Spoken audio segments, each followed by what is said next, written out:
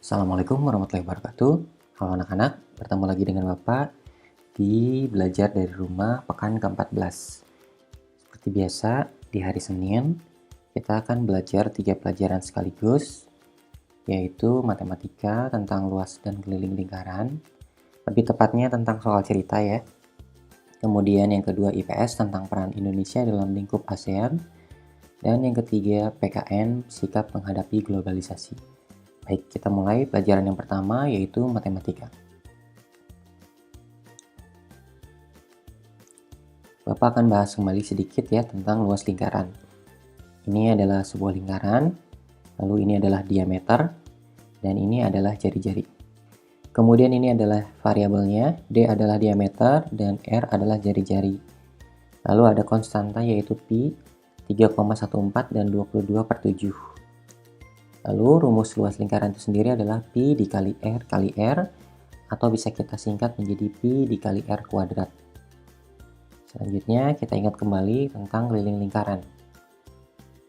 Nah ini lingkarannya, kelilingnya adalah ya yang bagian luarnya ini ya. Sama dengan variabel D, diameter, R, jari-jari, lalu konstantanya pun sama, Pi 3,14 dan 22/7.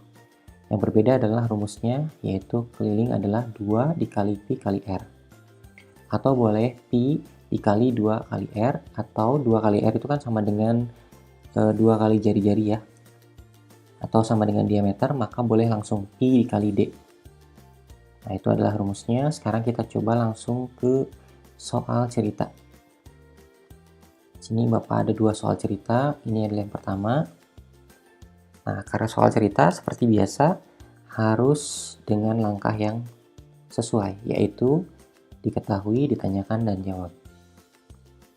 Kita lihat terlebih dahulu, diketahui diameternya itu adalah 10 cm. Kemudian di situ ada kakak akan membuat satu lusin. Satu lusin itu adalah 12 buah. Nah, yang jadi pertanyaan adalah seluruh luas alas gelas. Jadi keseluruhannya 12 buah itu luasnya berapa? Nah, cara menjawabnya kita tinggal memasukkan saja luas lingkaran dikali satu lusin, karena yang akan kita hitung adalah 12 buah. Lalu masukkan rumusnya. Luas lingkaran adalah Pi kali R kuadrat dikali satu lusin, yaitu 12 buah. Menjadi, nah karena jari-jarinya adalah 5, bukan kelipatan 7, kita menggunakan konstanta Pi-nya, yaitu 3,14. Kalau jari-jarinya kelipatan 7, sebaiknya kita gunakan Pi 22/7. Selanjutnya, 3,14 dikali 5 kali 5 kali 12. Dahulukan dulu mencari luas lingkaran ya. Lalu hasilnya adalah 3,14 dikali 25 dikali 12. Dan menjadi 78,5 dikali 12.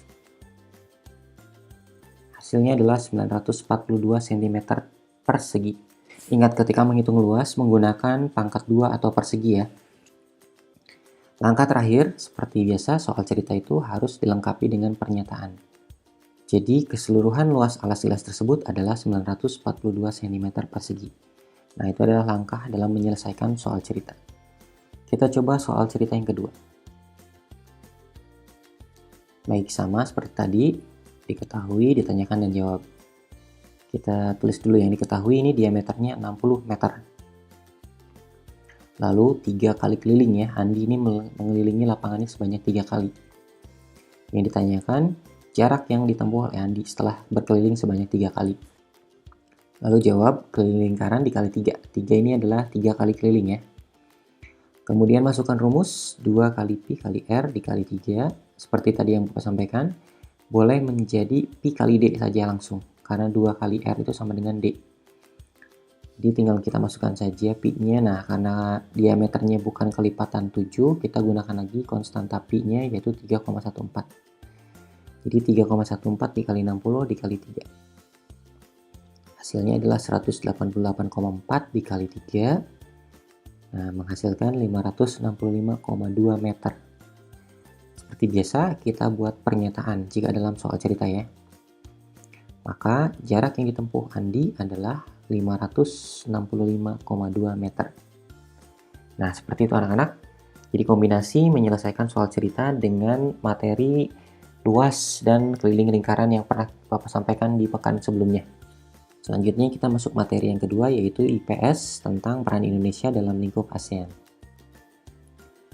Nah, dibagi menjadi 3 ya. Indonesia memiliki peran penting dalam bidang ilmu pengetahuan, kemudian politik, serta sosial dan budaya. Kita bahas satu persatu. Beberapa di antaranya, Indonesia itu mendukung pembentukan Komite Pengetahuan dan Teknologi, lalu melakukan transfer teknologi ataupun kerjasama riset. Kemudian menjadi peserta dan tuan rumah dalam penyelenggaraan kompetisi robotik. Selanjutnya menerapkan ASEAN Single Window atau ASW, yaitu mekanisme ekspor dan impor barang secara daring atau online. Selanjutnya mendukung program aplikasi perangkat lunak sumber terbuka atau open source software. Nah, lalu peran Indonesia dalam ASEAN di bidang politik diantaranya menjadi pelopor berdirinya ASEAN ya. Indonesia pendiri pertama salah satu dari 8 pendiri ASEAN. Kemudian menjadi penyelenggara konferensi tingkat tinggi atau KTT. Lalu meluncurkan gagasan untuk menghargai dan melindungi hak asasi manusia. Kemudian mengeluarkan gagasan pembentukan komunitas keamanan ASEAN. Selanjutnya peran Indonesia di ASEAN dalam bidang sosial dan budaya. Terlibat aktif dalam kegiatan kebudayaan ASEAN. Lalu memberikan bantuan kemanusiaan kepada negara-negara yang membutuhkan bantuan. Kemudian juga aktif menjadi peserta dan tuan rumah dalam ajang olahraga ASEAN ya, yaitu SEA Games. Dan terlibat aktif dalam pertukaran pelajar di lingkup ASEAN. Nah, selanjutnya kita masuk materi yang ketiga, yaitu PKN.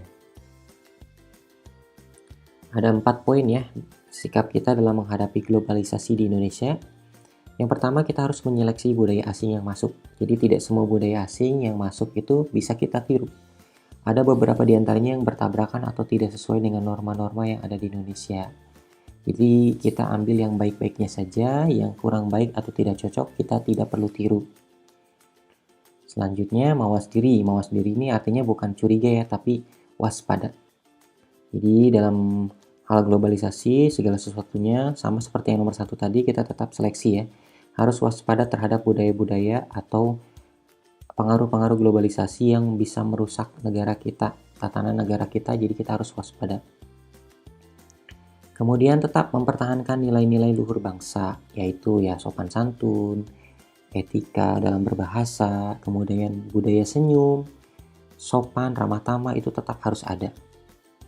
Kemudian disiplin. Disiplin juga merupakan salah satu ciri budaya Indonesia ya.